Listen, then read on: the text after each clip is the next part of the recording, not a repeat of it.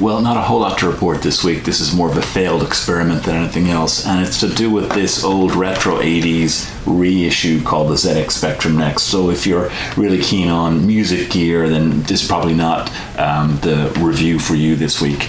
Although you can actually produce music on this thing, and I probably will try to get my hands on a DAW and have a crack at that at some point. But I reviewed this piece of equipment a little while back, and I talked about how this was a kind of a nostalgia trip for me because I had the original Sinclair ZX Spectrum when I was a kid in the 80s, popular machine in Ireland and England. And when I saw that this crew was bringing out a Kickstarter funded reissue called the Sinclair ZX Spectrum Next, I got my hands on one and finally tried it out, and had some issues with loading games on it last time, and I wanted to spend a bit more time on that. So this is the experiment that failed this week. Back then, as I talked about, games used to come on cassettes, and you plug this into your cassette player, and then the cassette player plugged into the machine, and you basically played the data via a sound file, and the machine would interpret that and load the game for you. And I was excited to try that, so I bought on eBay an old game called Alien 8, which is a cool little game where you pilot this robot around a ship and all the crew are in cryogenic freeze, and you gotta make sure that they arrive at their destination planet before the ship fails or blows up or issues happen. So I wanted to try to load a game from tape, mainly for nostalgia reasons, because I hadn't played these games since I was a kid. I'm not a big game player. I've gone through phases where I've used the PlayStation, played a bunch of soccer games, or landing at Normandy Beach, World War II, that kind of thing. But don't always have time for that kind of stuff. But there's a nostalgia element to this, and I think for those who had that machine, I think that's something that they'll understand. So again, if this isn't your scene, this isn't your video, apologies, but this is kind of what I was working on, so I wanted to share this with you. Part of nostalgia of it is literally how the game sounds when it's loading. You can kind of hear those screeching, crunchy data notes as if you're using an old-fashioned modem dial-up. It's kind of cool, and if you grew up with that kind of machine, you just get this weird sense of nostalgia as soon as you see those vertical color lines flashing on the screen and hear the sound. So I kind of wanted to do that. The machine comes with its own games on an SD card, so that's great, but something about going all the way and trying the old experience was what I wanted. So back when I first looked at this and reviewed it, I had this USB cassette player which allows me to take digitized versions of my old cassette tapes, and I talked about this inexpensive player in another video. It's not awesome, it's fine. If you have old cassette tapes, you want to take a digital version of it, this will do the job. Dictaphone tapes or old mediocre quality demos that you've recorded back in the day, or cassette tapes, if you don't really want high quality fidelity, it's probably not the solution for you. You want something a bit more heavy duty, but it was fine.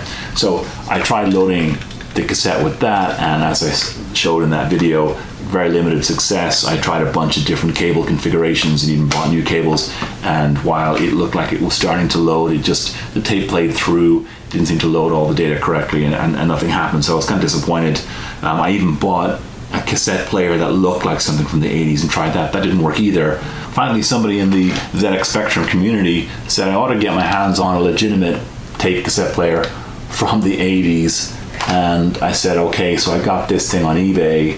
It wasn't that expensive. I think it was $30. I'm like, why not? Let's go all the way. So, definitely reminds me of back in the day. So I got that. One thing I tried before the tape, so I tried one other method. I had downloaded the game sound file as an MP3 from a share site. So I had the sound file for an old game, not a cassette tape, but a sound file MP3.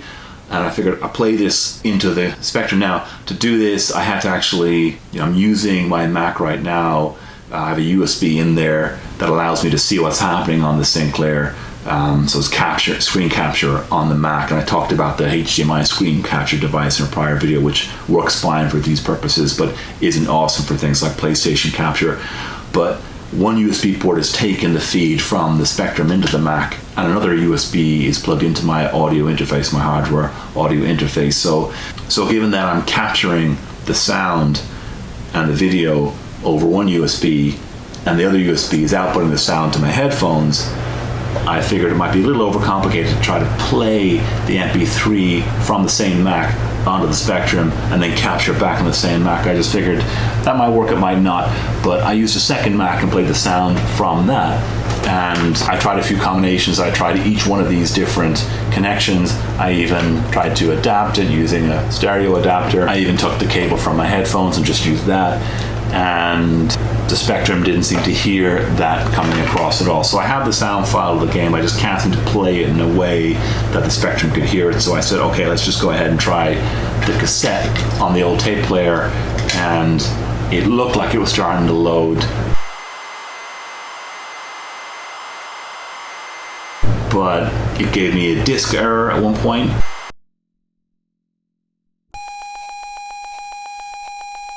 Another point, it just didn't load at all, and another point, it just crashed. The machine just crashed twice in a row.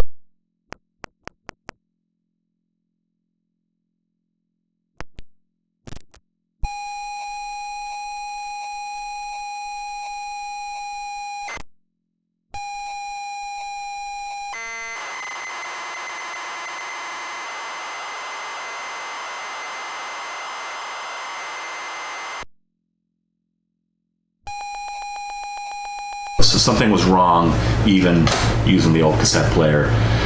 I figured the last thing I would try to do is record the MP3 onto a cassette so I could get my other Mac to play the MP3 of that other game onto a cassette and just use an old cassette that I have lying around that has some space on it. But in doing that, there's some stuff on this cassette, so I just played it just for curiosity, and it sounded really slow, and I compared it to how it plays back on the USB cassette player, and yeah, it's much slower. So I bought this old cassette player from the 80s on eBay, and apparently it's playing at much slower speed than it should be playing at. So that might be why the Spectrum just can't figure out the data. It doesn't sound right. It's not the right frequency level.